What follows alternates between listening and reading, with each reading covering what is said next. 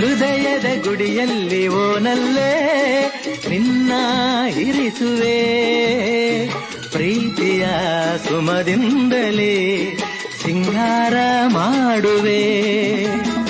ಆನಂದ ಹೆಚ್ಚಾಗಿ ಕಣ್ಣೀರು ತುಂಬಿದೆ, ಓ ನಿನ್ನೊಡಲ ಉಸಿರಾಗಿ ನಿನ್ನಾಸೆ ಕಡಲಾಗಿ ಚೆಂದುಟಿಯ ನಗೆಯಾಗಿ ಒಲವೆಂಬ ಸಿರಿಯಾಗಿ ಜೇನಾಗಿ ಸರಿಯಾಗಿ ಸಂತೋಷ ನಿನಗಾಗಿ ನಾ ತರುವೆ.